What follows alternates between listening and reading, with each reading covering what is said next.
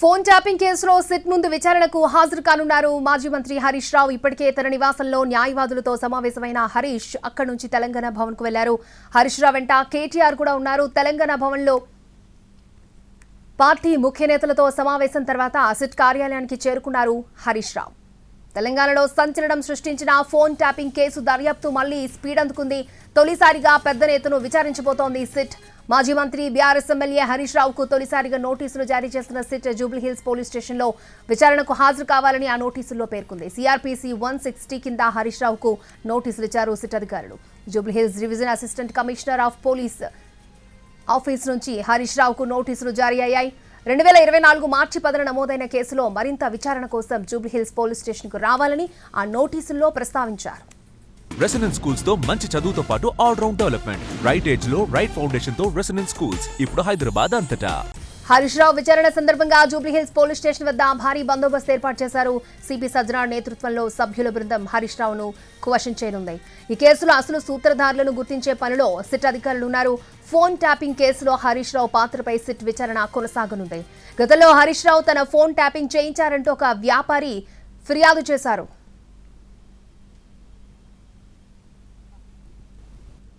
రేవంత్ రెడ్డి బావమరిది భాగోతాన్ని పొద్దున్నే బయట పెడితే సాయంత్రానికి రేవంత్ రెడ్డి గారు నాకు నోటీస్ పంపారు. నిన్న నోటీస్ కూడా ఎప్పుడు ఇచ్చారు? నిన్న రాత్రి దాదాపు 9 గంటల సమయంలో మా ఇంటి దగ్గర మా మెయిడ్కు నోటీస్ ఇచ్చి వెళ్లారు. నేను ఆ సమయంలో సిద్దిపేట నియోజకవర్గంలో నా ప్రజలతో వివిధ కార్యక్రమాల్లో పాల్గొన్నాను. అయితే నిన్న రాత్రి 9ంటికి నోటీస్ ఇచ్చి ఉదయాన్నే 11 గంటలకు రమ్మన్నారు. నేను హైదరాబాద్లో లేను, అయినా కూడా రాత్రే హైదరాబాద్ చేరుకొని ఈరోజు వాళ్ళు ఇచ్చిన నోటీస్ మీద మేము హాజరు కావాలని చెప్పి నిర్ణయం తీసుకున్నాం. ఎందుకంటే మాకు చట్టాన్ని గౌరవిస్తాం, న్యాయ వ్యవస్థ మీద నమ్మకం ఉంది, తప్పకుండా వెళ్తాం. మేము ఏ తప్పు కూడా చేయలేదు, అందువల్ల భయపడము. ఈ రేవంత్ రెడ్డి తాటాకు చప్పుళ్లకు బెదిరే ప్రశ్నే ఉత్పన్నం కాదు. ఎందుకంటే ఇలా రేవంత్ రెడ్డి మాకు తెలుసు, నిన్న ఆయన బావమర్ది భాగోతాన్ని పొద్దున బయట పెడితే సాయంత్రానికి నోటీస్ పంపిండు. ఆ భాగోతం మీద కనీసం ఒక్క మంత్రి నుంచి స్పందన కూడా లేదు. ఎందుకంటే మేము అన్ని ఆధారాలతో నిజాలు బయట పెట్టినాం కనుకనే ఆ సమాధానం లేక డైవర్షన్ టాక్టిక్స్ కోసం ఈ నోటీస్ పంపిండని అర్థమైతా ఉంది. నిన్ననే చెప్పినాం మేము, ఈ దండుపాలెం ముఠ రేవంత్ రెడ్డి కేబినెట్ ఏ రకంగా వాటాలు పంచుకోవడంలో తన్నుకుంటున్నారో అన్ని విషయాలు బయట పెట్టాం. అంటే రాబోయేటువంటి మున్సిపల్ ఎన్నికల ముందు వీళ్ళ అవినీతి బయటపడుతుందని, వీళ్ళ అవినీతి బట్టబయలైతుందని, వీళ్ళ బండారం బయటపడ్డదని ఒక డైవర్షన్ టాక్టిక్స్ కు ఇవాళ రేవంత్ రెడ్డి గారు మాకు నోటీస్ ఇచ్చారు. సరే, ఈ నోటీసులు మాకు కొత్త కాదు. తెలంగాణ ఉద్యమంలో ఆనాటి సమైక్యవాద ప్రభుత్వాలు ఎన్ని కేసులు పెట్టినా, ఎన్ని మా మీద రకరకాల ఇబ్బందులు పెట్టినా కేసీఆర్ గారి నాయకత్వంలో మేము పోరాడినటువంటి ఒక కార్యకర్తలం, ఉద్యమకారులం. ఆ గత సమైక్యవాదులనే అనేక సార్లు మమ్మల్ని అరెస్ట్ చేశారు, అనేక వందల కేసులు పెట్టినారు. ఆ రోజే మేము భయపడలేదు. ఇవాళ నువ్వు ఎందుకు నోటీస్ ఇచ్చినావు నాకు? మేము ఏమడిగినాం? నీ 6 గ్యారంటీల సంగతి ఏంది అని అడిగినాం. నువ్వు బాండ్ పేపర్ మీద రాసిచ్చిన మహిళలకు మహాలక్ష్మి 2500 ఎప్పుడు ఇస్తావు అని అడుగుతా ఉన్నాం. నువ్వు అవ్వా తాతలకు 4000 పెన్షన్ ఎప్పుడు ఇస్తావు అని అడుగుతా ఉన్నాం. నీ యొక్క అక్రమాలు, నీ బొగ్గు కుంభకోణము, నీ పవర్ కుంభకోణము, నీ హిల్ టీపీ ఇండస్ట్రీస్ కుంభకోణము, నీ భూ కుంభకోణాలు అసెంబ్లీ వేదికగా, ప్రజావేదికగా ఎప్పటికప్పుడు నిన్ను ప్రశ్నిస్తా ఉన్నాం. సో నీ కుంభకోణాలు బయటపడుతున్నాయి.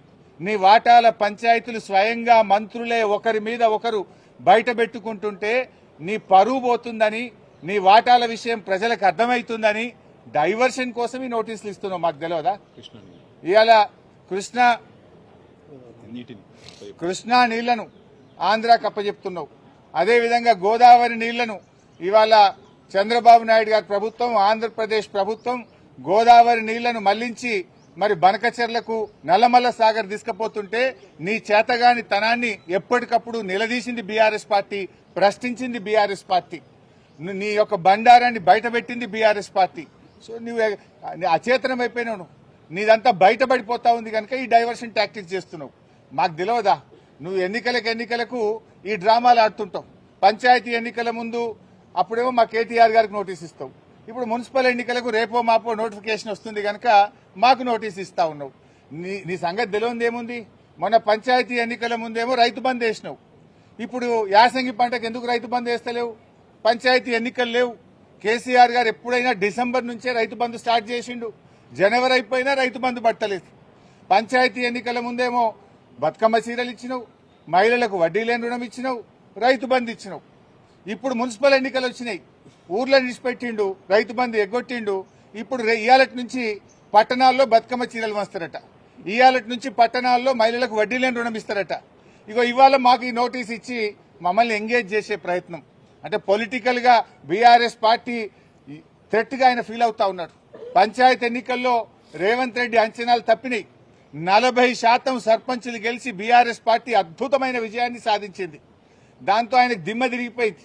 ఈ మున్సిపల్ ఎన్నికల్లో కూడా మళ్లీ బీఆర్ఎస్ పార్టీ బలమైనటువంటి ప్రత్యర్థిగా ఉంది కనుక ఈ డ్రామాలన్నీ షురూ చేసిండు.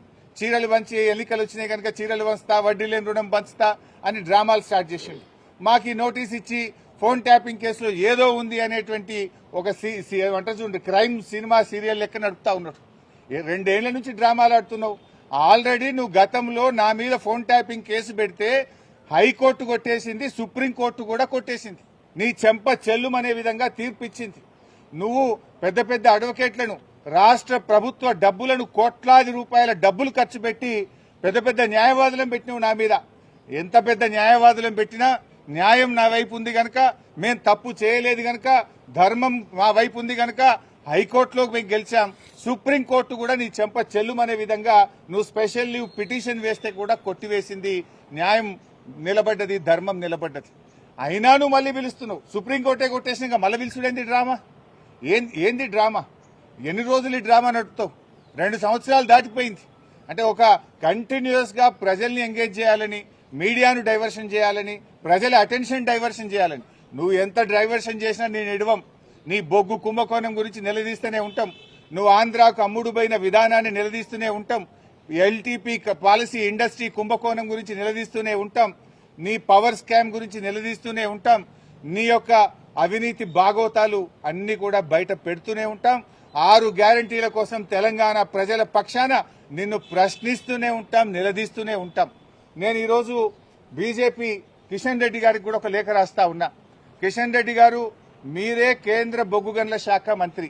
సింగరేణిలో 49% కేంద్ర ప్రభుత్వానికి వాటా ఉంది. సింగరేణిలో జరిగిన అవినీతి కుంభకోణాల గురించి నిన్న మీడియా సాక్షిగా బయటపెట్టినా. ఈ రోజు నీకు కూడా లెటర్ రాస్తా ఉన్నా.